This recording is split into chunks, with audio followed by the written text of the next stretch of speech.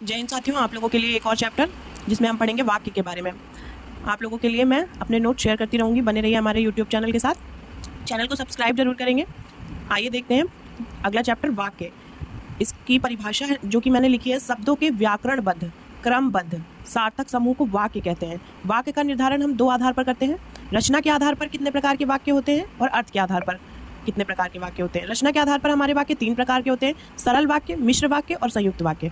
अर्थ के आधार पर हमारे वाक्य सकारात्मक वाक्य, नकारात्मक वाक्य, प्रश्नवाचक वाक्य, विस्मयादि, इच्छाबोधक, आज्ञाबोधक, संदेहवाचक और संकेतवाचक।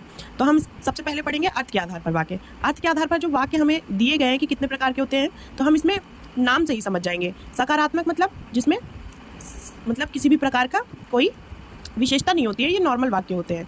नकारात्मक जिसमें हम नहीं का प्रयोग करते हैं, प्रश्नवाचक जिसमें हम कोई प्रश्न पूछते हैं, विस्मयादि जिसमें हम संबोधन का प्रयोग करते हैं, इच्छाबोधक जिसमें इच्छा को प्रकट किया जाता है, आज्ञाबोधक जिसमें हम किसी को आज्ञा देते हैं, संदेहवाचक वाक्य जिसमें हमें संदेह प्रकट होता है, संकेतवाचक वाक्य जिसमें हम किसी चीज़ की तरफ संकेत करते हैं। तो इसी में ही हमारे एग्जाम्पल छुपे हुए हैं, इसी से ही हम अपने चैप्टर को आसानी से समझ सकते हैं। चलिए अर्थ के आधार पर वाक्य को समझते हैं। इन्हें निकलने वाले परिणाम से निर्धारित किया जाता है, मतलब इसके क्वेश्चन में ही आंसर छुपा होता है। जैसे कि सकारात्मक वाक्य हम देख रहे हैं, इसमें ये वाक्य समान होते हैं, इसमें कोई विशेषता नहीं होती है। जैसे मोहन पढ़ता है, वह फुटबॉल खेल रहा है, तो ये हमारे सामान्य वाक्य है। नकारात्मक वाक्य क्या होता है, जिसमें नहीं का प्रयोग होता है। मैं खाना नहीं खाऊंगा, मैं अभी नहीं पढ़ूंगा, तो ये नकारात्मक वाक्य है।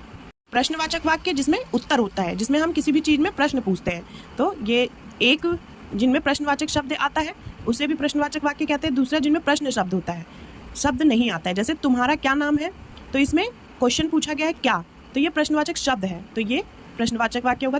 तुम ठीक हो ना, तो इसमें भी हम क्वेश्चन पूछ रहे हैं ना, तो यहाँ पे भी प्रश्नवाचक वाक्य होगा। विस्मयादि बोधक वाक्य, इन वाक्यों में संबोधन तथा विस्मयादि बोधक शब्दों का प्रयोग होता है। जैसे वाह मैं पास हो गया, हे ईश्वर मेरी मदद करो, तो वाह और हे ये विस्मयादि बोधक शब्द हैं। तो यहाँ पर हम इन्हें देखकर पहचान लेंगे कि ये कौन से वाक्य का एग्जाम्पल है। इच्छा बोधक वाक्य, इसमें आशीर्वाद, अभिशाप तथा आवश्यकता व्यक्त करने को वाले वाक्यों को इच्छा बोधक वाक्य कहते हैं। ईश्वर तुम्हें लंबी उम्र दे, ईश्वर तुम्हारे लिए नरक का द्वार खोले, मैं अधिकारी बनना चाहता हूँ, तो ये इच्छा को प्रकट कर रहा है कि मैं क्या बनना चाहता हूँ। आज्ञाबोधक वाक्य, इन वाक्यों में कोई विशेषता नहीं होती है, इन्हें वक्ता के भावों से स्पष्ट किया जाता है या खड़ी क्रिया का प्रयोग किया जाता है। जैसे दरवाजा खोलो, हम किसी से कहते नहीं, आज्ञा देते हैं ना, दरवाजा खोलो, अपना काम स्वयं करो, तो इस प्रकार के वाक्यों को हम आज्ञाबोधक वाक्य कहते हैं। संदेहवाचक वाक्य, ऐसे वाक्यों में क्रिया की स्थिति स्पष्ट नहीं होती, इन वाक्यों में अनुमान व्यक्त किया जाता है।